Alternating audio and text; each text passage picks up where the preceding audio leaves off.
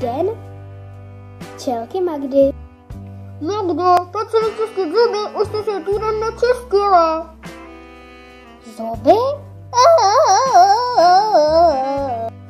Tam ty 4 gumové medvídky.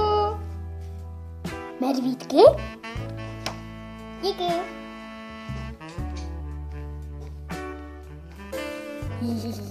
Další přírůstky do rodiny.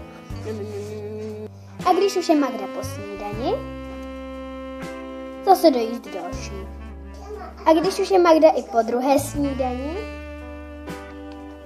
jde cibět do blba, spíš do stropu.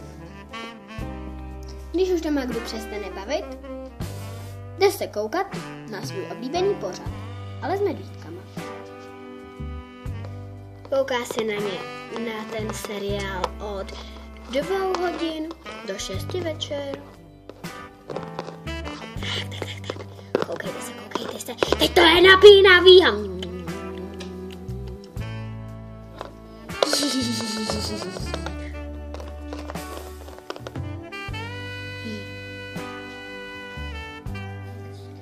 A když jí máma řekne, ať už jde spát? Magdo, pojď spinkat.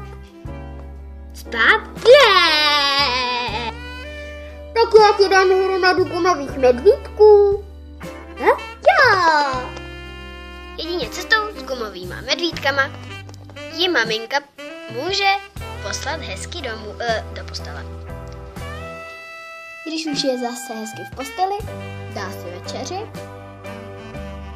pak si vezme všechny gumové medvídky do postele a jde spát. Magdo, nevyčistila si zuby. To je jedno.